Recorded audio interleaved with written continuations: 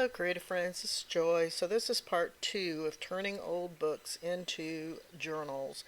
And if you want to see part 1, you can go back to see that. And as I explained before, I have a whole bunch of old books that I got from the flea market. I got like a bag full for $1.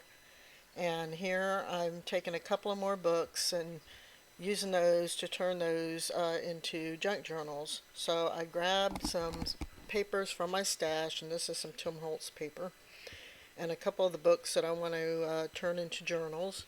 And I measure the size of the book so I can determine the size of the pages, which I make the pages about a quarter of an inch smaller than the book so that there's a little bit of, uh, you know, the the covers are a little bit bigger than the pages. And I start cutting the scrapbook paper into the size that I need for these books. And so these books, I decided that I'm just going to use some binding rings to turn these books into journals. And here I'm cutting the book block away from the cover, although all I need is the front and back cover. But I'm going ahead and cutting the book block away from the cover. And then I cut the front and the back cover off of the spine, and I keep the spine. I'll use that for something later on. And the book block as well. The pages in the book block will get used in other projects.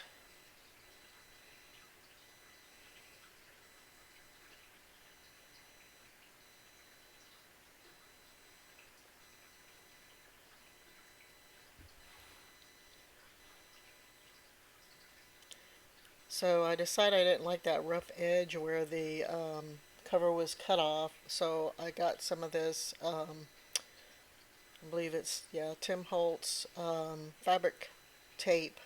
I love this stuff. This stuff is great for so many projects. And decide that I'm going to use this to cover the raw edges on this book. Apologies for being off screen a little bit, but I'm trying to get it centered as best I can,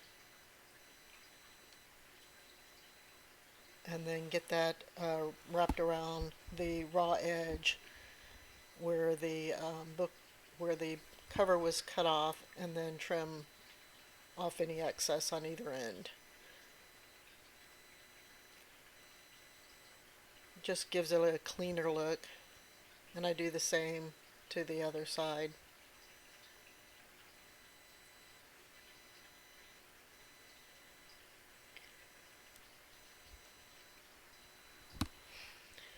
So I ended up deciding with all of these books, like I said before in the first video, these books have been sitting on my shelf for at least a good 2 years after I brought them home from the flea market, and with the intent of turning them into journals, and just never did, and decided this is the time, just do it and get it done.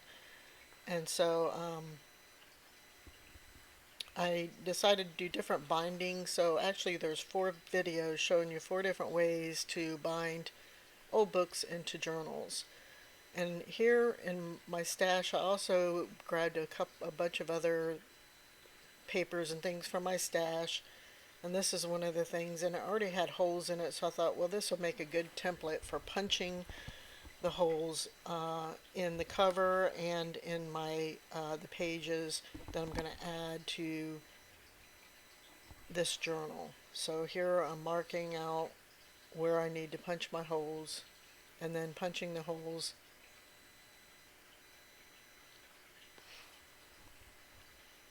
in the cover, and then I'll proceed to do the same for the pages that I chose for this book.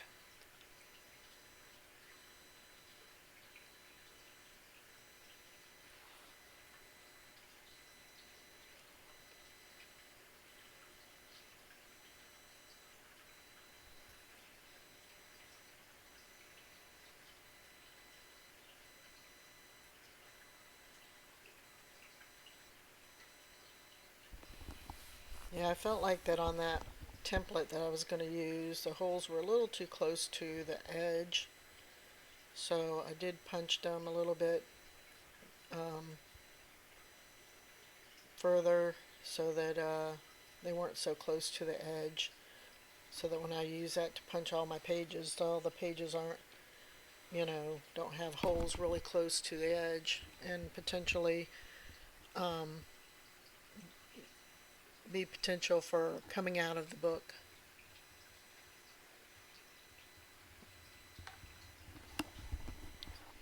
So I have my covers punched, and then I go through and start punching all the other papers that I have that I want to put in this book.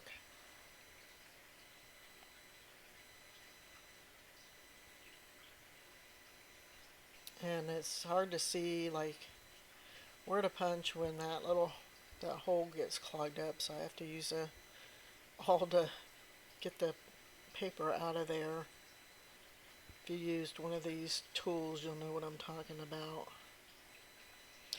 And some of these pages that I picked are smaller, so then I have to decide, I want them towards the top or towards the bottom? How am I going to get them, how do I want them punched? But,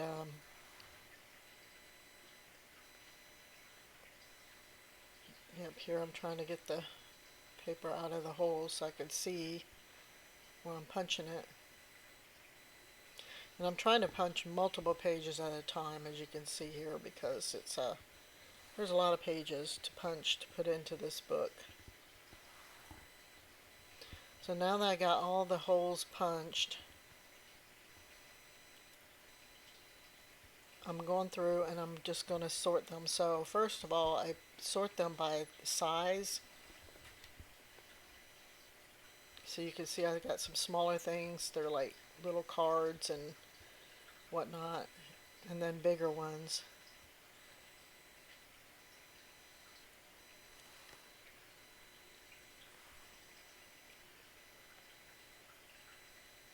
And there was a couple there that I realized I didn't punch, so I'm just doing those real quick.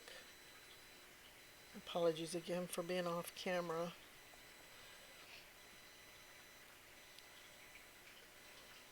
So then here I'm just trying to decide how I want to sort my pages. And I'm just going through and trying to mix up the sizes.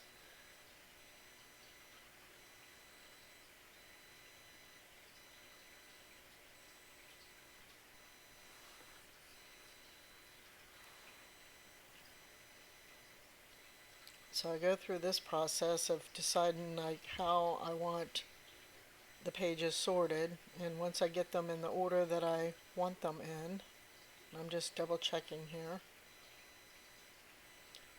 I put my front and my back cover on there. I grab my little rings that I'm going to use for this book.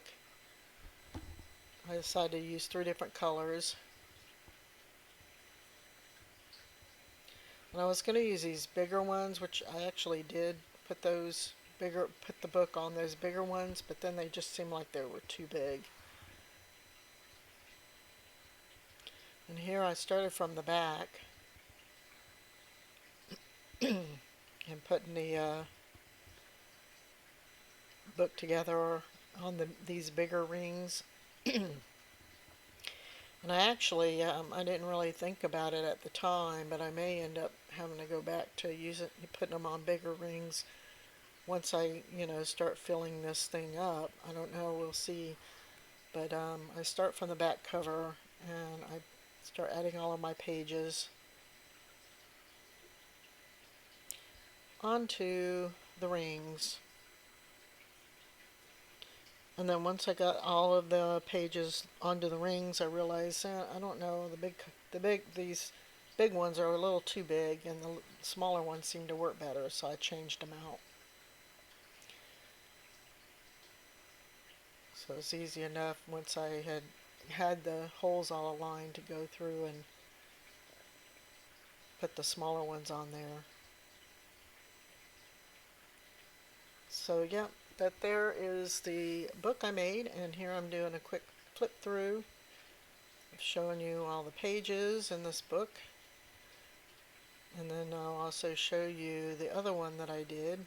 And here, this is the thing I like about this kind of binding. If you decide that you want to move something, it's easy enough to move. I realized 2 of those papers were, in the same place, and so I'm like, well, that needs to be moved someplace else. So I ended up finding another place to move it to. And then I'm showing you the rest of the papers that I've put into this book. And here I decided this was a good place to add this.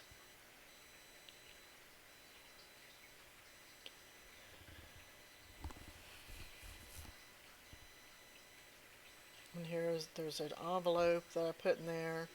And then here's the other book that I did, which is a little bit bigger. As you can see, I got some flip outs, some envelopes, some scrapbook paper, some other pictures and things. So that's pretty much the books that I created from these, the 2 journals I created from these 2 old books. And I hope you subscribe and stick around to see how I do other bindings for other books that I have in my stash, turning them into journals. So I thank you for watching, and we'll talk to you later. Bye-bye.